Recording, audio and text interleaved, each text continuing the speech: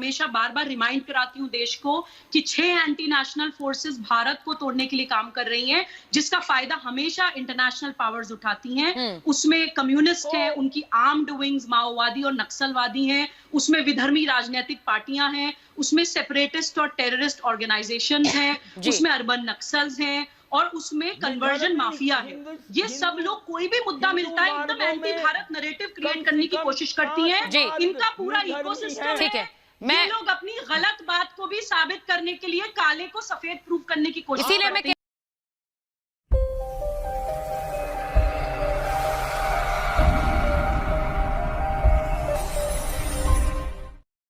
दीजिए सुबुई, यहाँ पर बैठकर हिंदू तालिबान कहते हुए इनकी जबान नहीं कतराती है। ये कह रहे हैं कि हाँ यही है, ये जो हिंदुस्तान में हो रहा है, मेरा हिंदुस्तान जाना जाता है अलग अलग धर्मों के लिए, अलग अलग जुबानों के लिए, और उसका सबसे बड़ा सबूत है कि सुनीत चोपड़ा एक तरफ है, सुबुई खान एक तरफ है मेरे पैनल पर, और सबको वही अधिकार है। जी जी सुबुई बोलिए। क्यों नहीं, अच्छा है, इसमें कोई बुराई नहीं है। अरे सुनीत जी हो गया, बीच में मत बोलिए, बड़े हैं थोड़ा सा रहमान साहब को लिहाज कर लीजिए। राजनीति है, मैं तेज बोलूंगी, आपकी आवाज दबाऊंगी, अच्छा नहीं लगेगा, बात सुन लीजिए। जी जी सुचरिता, देखिए मैं ये बोलना चाहती हूँ कि मुझे लगता है सुनीत जी हिंदुत्व को या हिंदू शब्द को ही शायद समझते नहीं है।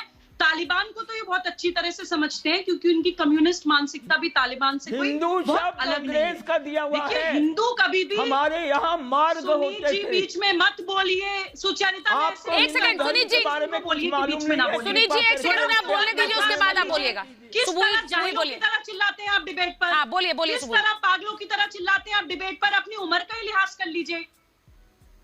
देखिए सुचरिता, हिंदू की मानसिकता में एक लाइन में आपको एक्सपोज करती हूँ, अपने लिए अभिमान, दूसरे के लिए सम्मान, ये है हिंदू संस्कृति। तालिबानी मानसिकता के हिसाब से वो ये नहीं सोचता है कि जो मैं सोच रहा हूँ वही सही है, और जो मेरे हिसाब से नहीं सोच रहा है उसको कत्ल कर देना मेरे लिए वाजिब है, या उसको सही रास्ते पे मैं ले आऊंगा तो मुझे जन्नत में हूरें मिलेंगी, या फिर मैं अल्लाह की जो है नजरों में बहुत सुरखरू हो जाऊंगा। ये सुसाइड बॉम्बर्स नहीं बनते हिंदू। बहुत अच्छा बोला प्रेम शुक्ला जी ने कि हिंदू ने कब महिलाओं के बलात्कार किए हैं धर्म के नाम पर, हिंदुओं ने कब सुसाइड बॉम्बर्स बनाया है, कब एक इंसानी दिमाग को जो है मैनिपुलेट करके और रेडिकलाइज करके अलगाववादी, आतंकवादी और जिहादी बनाया है। एक एग्जांपल आप मुझे बता दीजिए। और सुचरिता, जो हम इस डिबेट पे आज जिस टॉपिक पे डिबेट कर रहे हैं वो भी मैं आपको जरूर बोलूंगी, क्योंकि ये लोग नैरेटिव कैसे क्रिएट करते हैं कि देखिए 2021 यानी हमारे देश की स्वतंत्रता का 75वां साल, हमें नए संसद भवन की जरूरत क्यों है? उसके लिए बहुत सारे तार्किक रीजन भी हैं। 1927 में बना था वो संसद भवन। हाँ। उस वक्त 33 करोड़ हमारी पॉपुलेशन थी, लोकसभा राज्यसभा की सीट्स 33 करोड़ पॉपुलेशन के हिसाब से थी। आज हम 4 गुना ज्यादा है। हमें ठीक है 2029 तक वो सीट्स रिजर्व्ड है, लेकिन आगे कभी हमें उन सीट्स को भी बढ़ाने की आवश्यकता पड़ेगी, तो क्या हमें बैठने का, उनके सांसदों के बैठने का इंतजाम नहीं करना पड़ेगा? आर्थिक और प्रशासनिक कार्य क्षेत्र भी बढ़ा है संसद का सुचरिता।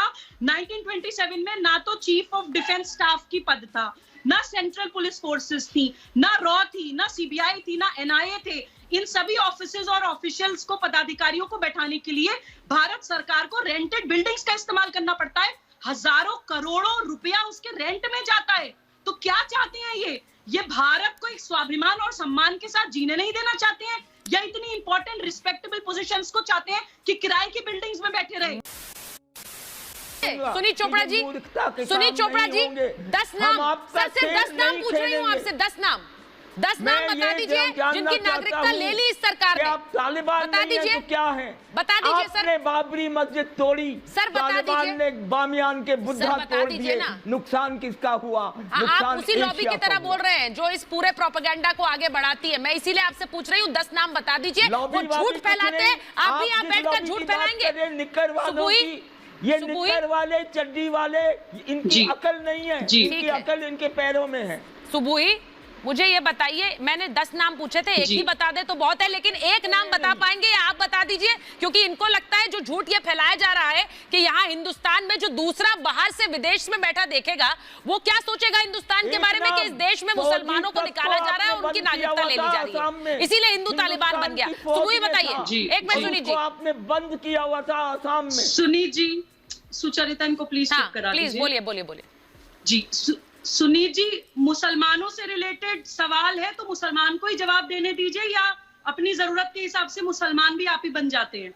बात सुनिए सुचरिता, देखिए नागरिकता कानून में जहां पर मुसलमान शब्द नहीं था, इन लोगों ने एक झूठा नैरेटिव क्रिएट किया कि मुसलमानों को बाहर निकाल दिया जाएगा।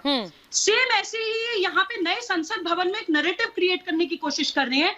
अभी आर्टिकल का जो जिक्र आ रहा है उसमें ये लिखा हुआ है कि मुगल इंस्पायर्ड बिल्डिंग को मोदी जी तोड़वा रहे हैं। सबसे पहले तो जो लोग ये सोच रहे हैं कि हमारा पार्लियामेंट हाउस मुगल इंस्पायर्ड था, वो 64 योगिनी मंदिर को गूगल पे सर्च कर लीजिए, आपको क्लियरली पता चल जाएगा कि मुगल इंस्पायर्ड था या हमारा अपना भारतीय आर्किटेक्चर से इंस्पायर्ड था।